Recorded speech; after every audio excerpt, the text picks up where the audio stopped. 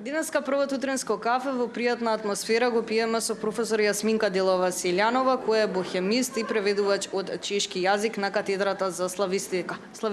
Во продолжение ќе поразговараме за чешкиот јазик, но се разбира нешто повеќе и за чешката култура. Да и посакаме добро утро. Добре рано, дякую за позвање. Добро утро, ви благодарам за поканата.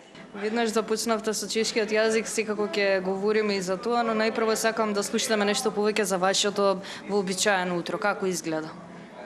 Станувам рано, обично во 6 часот, и тоа е добра можност да станам пред сите и малку време за мене и за една шолја кафе. Иако во последно време се обидувам кафето да го ставам на страна и да изберам некои поздрави варијанти, но некако сепак денот почнува со кафе. Како се роди вашата љубов кон чешкиот јазик и чешката култура?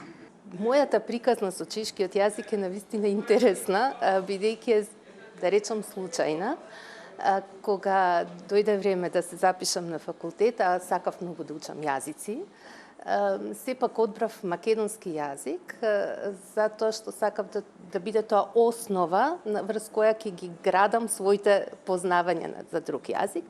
И за време на моите студии по македонски јазик дознав дека на катедрата за славистика се отвара чешки јазик и ми беше предизвик да пробам. И никогаш не се покајав, бидејќи тоа ми стана и професија. Значи, на катедрата за славистика и денеска се студира чешки јазик и морам да кажам дека малкумина тоа го знаат, можеби во јавноста, меѓутоа еве на катедрата за славистика покрај чешкиот има и руски, и полски јазик и словенечки. Тоа значи дека нема доволно заинтересираност, бидејќи велите малкумина знаат? Не, туку мислам дека не се информирани. Значи, затоа што многу студенти, генерации имаат истиот пат како мене, го поминале, се запишале на некоја група, иако јас тогаш како втори јазик го учев чешкиот, ќе се запишат, ќе се запознаат со можностите и ќе запишат чешки јазик како странски, а потоа се префрлаат на студии по чешки јазик, бидејќи имаме многу соработка и со амбасадата чешка и со универзитети во Чешка, па имаме летни школи, студиски престои во Чешка, така што студентите можат поблиску да се запознаат со земјата чиј јазик го студираат. А Чешка има голема традиција во поглед на култура, литература, култура, филм, сите аспекти, така што навистина една култура која што од сите аспекти што е добро да се запознае, секако и јазикот да се научи. Што поточно опфаќа самата работа на еден бохемист? Значи, јас конкретно предавам чешки јазик, литература и превод на катедрата за славистика. Тоа значи дека имам часови со студентите за чешкиот јазик, граматика, литература, но и техники на превод и преведување. Тоа значи дека студентите што ќе дипломираат на чешки јазик можат да се занимаваат потоа да предаваат чешки јазик исто, нели, во центри школи за чешки јазик, меѓутоа можат и да преведуваат. Посебно што имаме издавачки куќи кои што ја доближуваат и чешката литература на македонската јавност, па имаме и многу преводи од чешки на македонски, така што може да се занимаваат и со превод на литература или да предаваат чешки јазик. Дали чешкиот јазик може би е тежок за учење? Чешкиот јазик е словенски јазик, западнословенски јазик и од тој аспект ни е близок, меѓутоа структурата на граматиката има падежи што за нас како родени говорители на македонскиот се може би малку потешки, меѓутоа не е нешто што не може да се совлада. Кои чешки писатели би им ги препорачале на македонските читатели, воедно и на нашите гледачи? Значи, на македонски се преведени, да речам, класици на чешката литература, како што е Карел Чапек или Јарослав Хашек со добриот војник Швејк.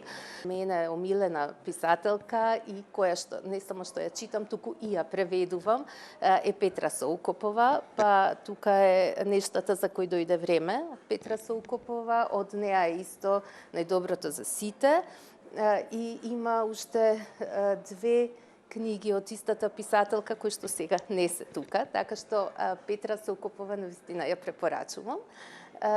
Секако дека и Јакупа Каталпа или Патрик Оужедник. Патрик Оужедник пишува и есеи во однос на глобализацијата. Негови 3-4 книги се преведени, од рангот на Кундера, например.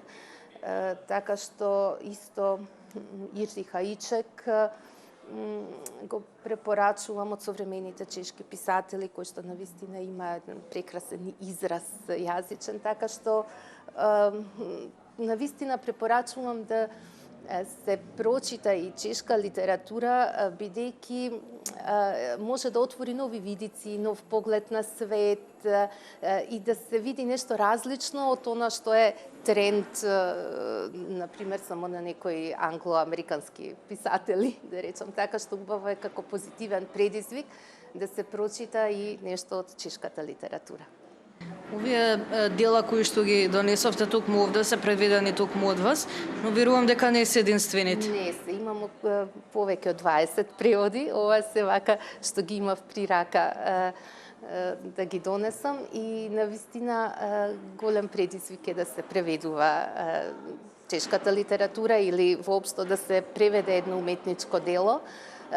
Во тој процес и преведувачот е на некој начин креативен автор или соработува заедно со писателот за да го пренесе најверно делото што е напишано и што треба да се преведи, и навистина тоа е една работа која што многу ме исполнува.